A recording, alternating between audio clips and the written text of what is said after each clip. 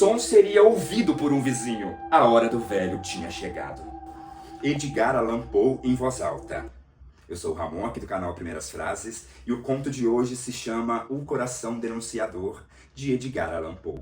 Esse conto, considerado por Ítalo Calvino um conto fantástico, vai tratar do fantástico pelos mínimos meios. O fantástico que trata do mental, do psicológico, do que a mente humana é capaz de criar, reproduzir, imaginar através do pensamento. A gente tem na história um assassino que se encontra na escuridão do quarto da sua vítima, que é um velho que está dormindo com os olhos esbugalhados, e o assassino vai considerar esse olhar do velho um olhar de abutre, porque é um olho azul com uma película esbranquiçada que deixa o personagem em terrível pavor e um sentimento de terror que o atormenta. E além do olhar do velho, ele também vai se incomodar com o batuque, com o barulho do coração desse velho, e vai, pelo psicológico, achar que esse som está tomando conta de todo o espaço e de toda a sua mente. Claro. Bora lá? É verdade. Nervoso. Eu estava assustadoramente nervoso e ainda estou. Mas por que você diria que eu estou louco?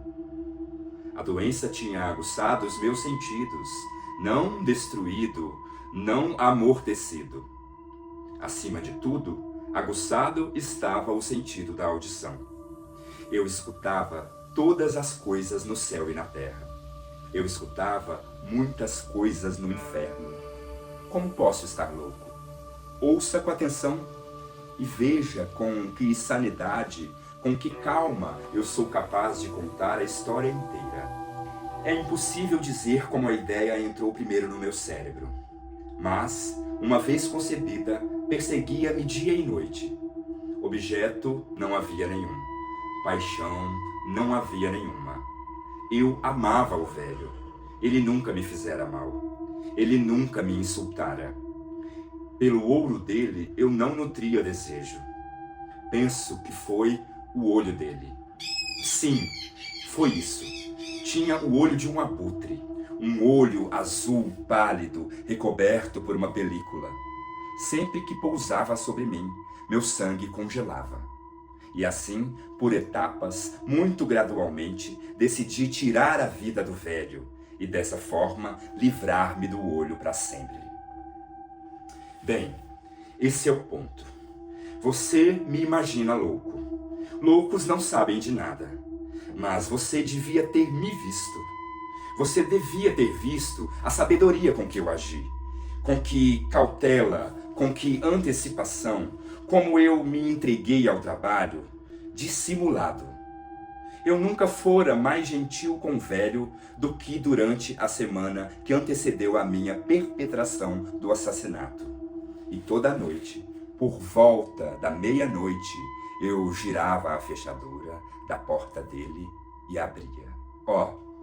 Com tanta delicadeza. E então, quando havia aberto o suficiente para a passagem da minha cabeça, eu introduzia uma lanterna escura, coberta, toda coberta, para que nenhuma luz passasse, e fazia entrar a minha cabeça. Você riria de ver a astúcia com que a fazia entrar. Eu a movia devagar, muito, muito devagar, para não perturbar o sono do velho. Levava 1 hora para passar a cabeça inteira pela abertura até que eu pudesse vê-lo deitado na cama. Um doido seria esperto assim?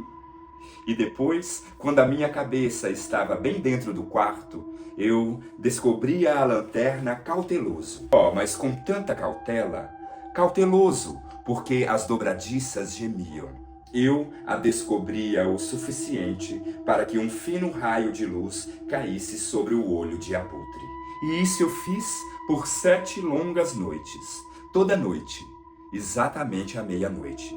Mas encontrava o olho sempre fechado.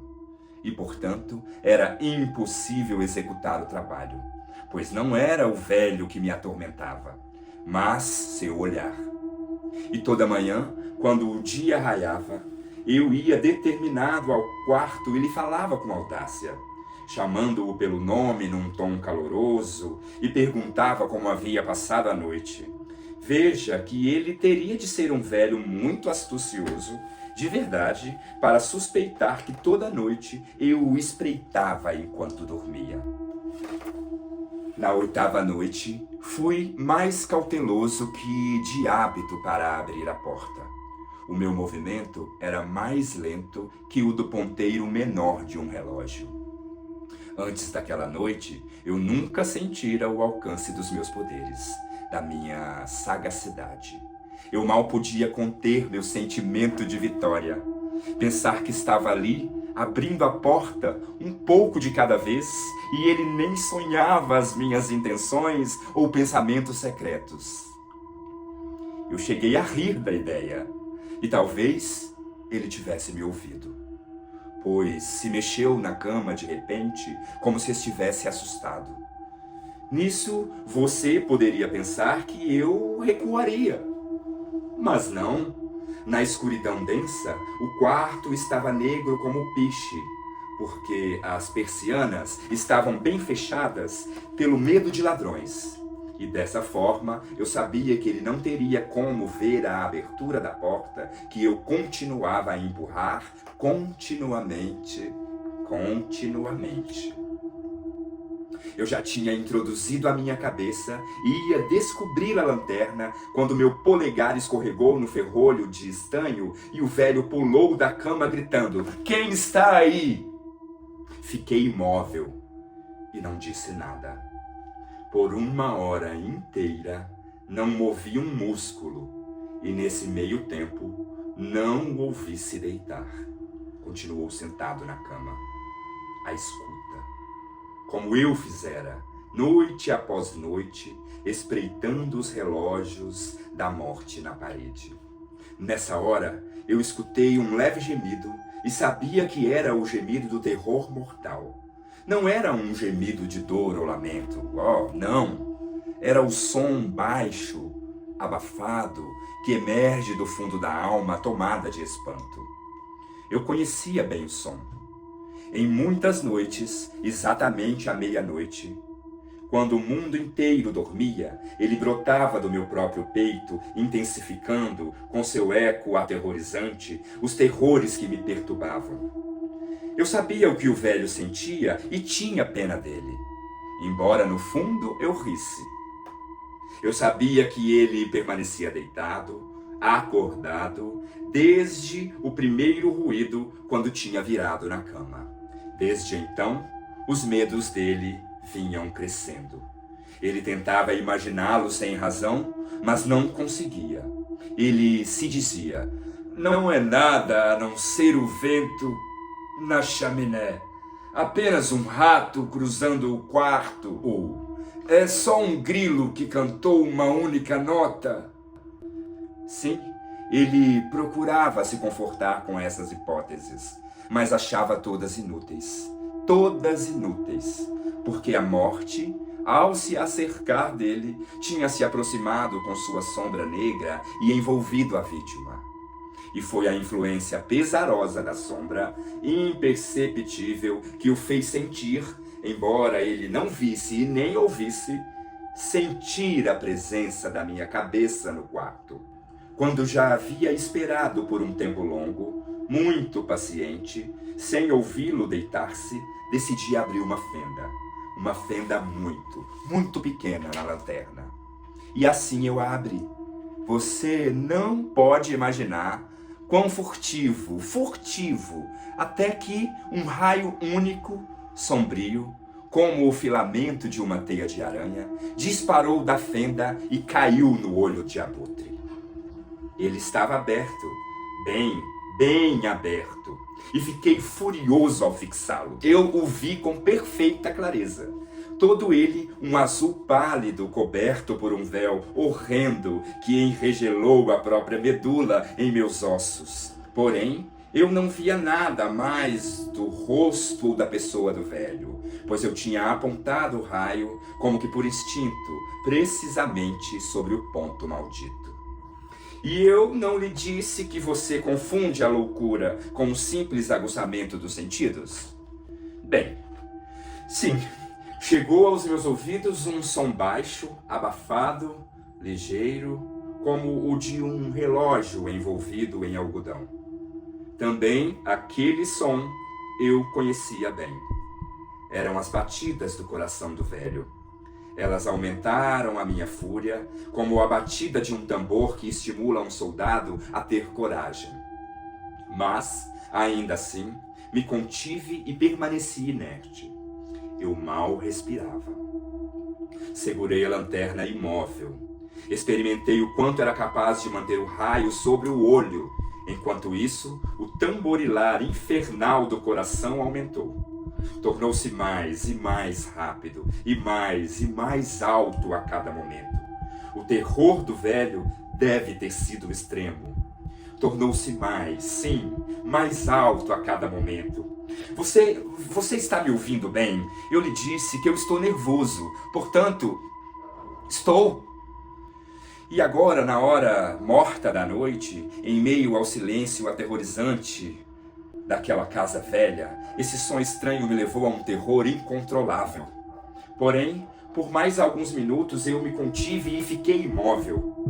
Mas as batidas se tornaram mais altas, mais altas. Pensei que o coração fosse explodir.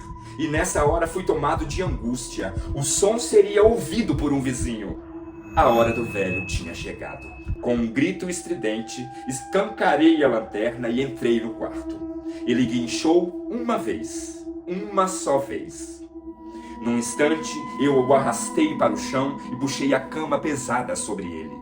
Depois, sorri feliz de ver o ato realizado, mas por muitos minutos o coração continuou batendo com um som abafado. Isso, entretanto, não me incomodou. Não seria ouvido através da parede. Aos poucos parou. O velho estava morto. Retirei a cama e examinei o cadáver. Sim, ele estava como pedra, morto como pedra. Pus a mão sobre o coração e a deixei ali por alguns minutos. Não havia pulsação. Ele estava morto como pedra. O olho dele não ia me perturbar mais. Se você ainda pensa que eu sou louco, vai mudar de ideia depois que eu descrever as sábias precauções que tomei para ocultar o corpo. A noite definhava e trabalhei apressado, mas em silêncio. Primeiro desmembrei o cadáver, cortei a cabeça e os braços e as pernas. A seguir, levantei 3 tábuas do piso do quarto e escondi tudo entre os caibros. Depois, recoloquei as tábuas com tanta engenhosidade, com tal destreza, que nenhum olho humano, nem mesmo dele, notaria alguma coisa errada. Não havia nada para lavar, nenhum tipo de mancha, nenhuma mancha de sangue. Eu tinha sido por demais cuidadoso. Um ralo havia sorvido tudo. Quando terminei todo o trabalho, eram 4 horas. Ainda estava escuro como a meia-noite. Quando o sino deu as horas, houve uma batida na porta da rua. Desci para abri-la com o coração leve, pois o que eu tinha a temer agora? Entraram 3 homens que se apresentaram com delicadeza irrepreensível como agentes da polícia. Um vizinho tinha ouvido um grito agudo durante a noite, levantou-se à suspeita de um crime. Registrara-se uma queixa na polícia e eles, os agentes, foram designados para dar busca no local. Sorri, pois o que eu tinha a temer?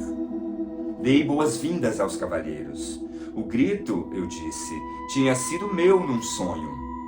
O velho, mencionei, estava fora do campo. Conduzi os visitantes por toda a casa. Convidei-os a explorar bem. Levei-os sem pressa ao quarto dele. Mostrei-lhe os tesouros do velho, seguro, imperturbável. No entusiasmo da minha confiança, trouxe cadeiras ao quarto e expressei o desejo de que descansassem do trabalho ali. Ao passo que eu, na audácia selvagem da minha completa vitória, acomodei-me no ponto exato sob o qual jazia o cadáver da vítima.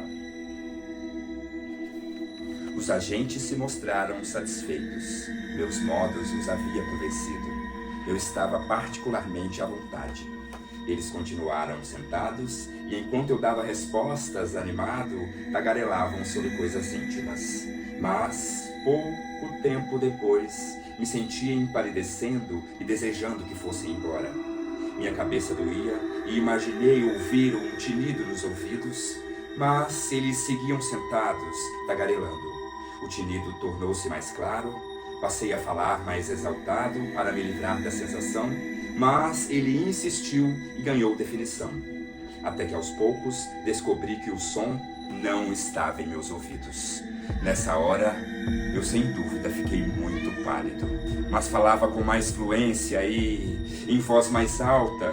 Entretanto, o som se intensificou. E o que eu podia fazer? Era um som baixo, abafado, ligeiro, muito parecido com o som de um relógio envolvido em algodão. Fiquei quase sem fôlego, mas os agentes não ouviram. Falei mais depressa, com mais veemência, mas o ruído aumentava continuamente. Levantei e discuti banalidades, num tom agudo e com gestos exagerados, mas o ruído aumentava continuamente. Por que eles não iam embora? Andei pelo piso para cima e para baixo com passadas pesadas, como se estivesse enfurecido com as falas deles. Mas o ruído aumentava continuamente. Oh Deus, o que eu podia fazer? Espumejei, fiquei furioso, gaguejei. Girei a cadeira em que estivera sentado e arrastei-a sobre as tábuas, mas o ruído se sobrepôs a tudo e aumentava sem parar. Tornou-se mais alto, mais alto, mais alto. E os homens seguiam tagarelando e com prazer e sorriam. Seria possível que eles não estivessem ouvindo? Deus Todo-Poderoso, não, não!